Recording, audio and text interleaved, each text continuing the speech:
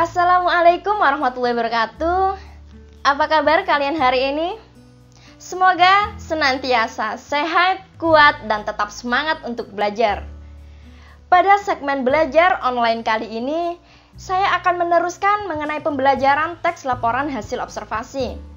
Setelah pada pertemuan minggu lalu, kita telah belajar mengenai pengertian dari teks laporan hasil observasi, kemudian perbedaan antara teks laporan hasil observasi dan juga teks deskripsi.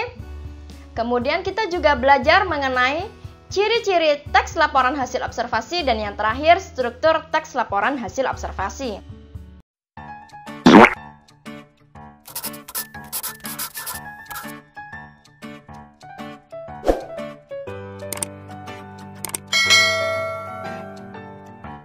Nah, kali ini saya akan mengulas sedikit lagi mengenai pengertian dari teks laporan hasil observasi. Masih ada yang ingat apa itu teks laporan hasil observasi? Nah, saya ulangi ya. Jadi, teks laporan hasil observasi adalah teks yang berisi penjabaran umum mengenai sesuatu yang disusun dan didasarkan dari hasil pengamatan dan fakta yang ada. Itu tadi adalah pengertian dari teks laporan hasil observasi. Kita lanjut mengenal mengenai teks laporan hasil observasi.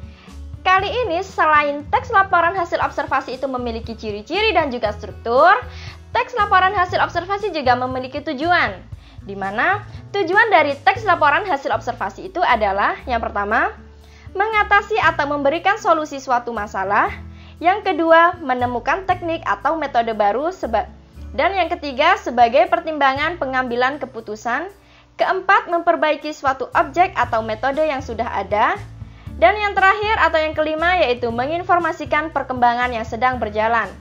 Nah, kelima itu tadi adalah tujuan dari teks laporan hasil observasi.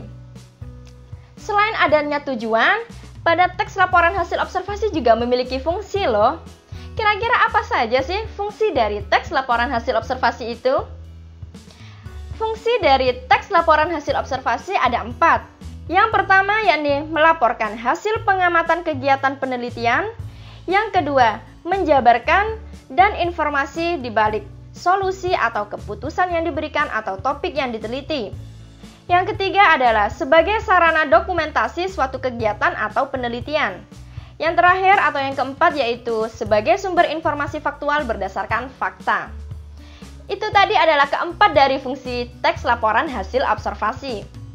Oke, selain adanya tujuan dan juga fungsi, teks laporan hasil observasi itu juga memiliki kaidah kebahasaan loh. Kira-kira apa saja sih kaidah kebahasaan dari teks laporan hasil observasi itu? Nah, kaidah kebahasaan teks laporan hasil observasi itu ada 3. Yang pertama yakni kata kerja, nomina, dan juga konjungsi. Kata kerja itu sendiri apa sih sebenarnya? Jadi, kata kerja itu adalah kata yang menyatakan suatu tindakan, keberadaan, pengalaman, atau pengertian dinamis lainnya. Kemudian nomina itu apa? Nah, kalau nomina adalah kelompok kata yang menyatakan nama dari seseorang, tempat, atau semua benda dan segala yang dibendakan. Itu nomina. Yang terakhir adalah konjungsi. Konjungsi adalah kata penghubung. Apa sih maksud dari kata kerja, nomina, dan juga konjungsi itu? Oke, saya kasih contoh kalimat yang menyatakan sebuah kata kerja, nomina, dan juga konjungsi. Yang pertama, contoh kalimat pada kata kerja. Contohnya, kata melompat untuk pindah dari satu tempat ke tempat lainnya. Di sini, kata kerja dalam kalimat yakni melompat. Bisa difahami? Kata kerja dari kalimat tersebut adalah kata melompat. Sedangkan contoh kalimat untuk nomina. Selanjutnya yakni contoh kalimat dari nomina. Contoh kalimat dari nomina adalah kata adalah hewan amfibi. Hewan amfibi adalah hewan yang bisa hidup di air dan di darat. Kata memangsa serangga yang lebih kecil untuk bertahan hidup. Nomina dari kalimat itu yakni kata hewan amfibi, dan juga serangga. Jadi, penamaan pada seseorang, benda, atau makhluk hidup lainnya. Jadi, pada kalimat tersebut, yang disebut nomina adalah kata hewan amfibi dan juga serangga. Yang terakhir adalah contoh kalimat untuk kata konjungsi. Nah, contohnya seperti ini. Kata melompat dengan kaki belakangnya yang lebih panjang.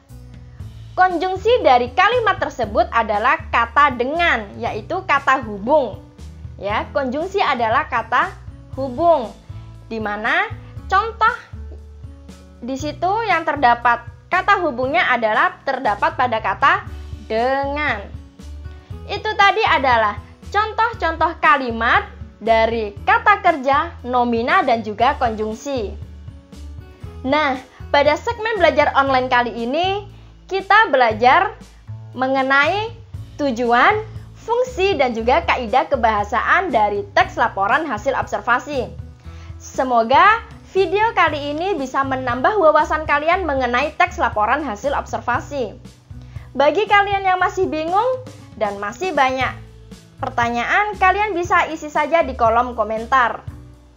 Saya akhiri, semoga kalian tetap semangat terus untuk belajar.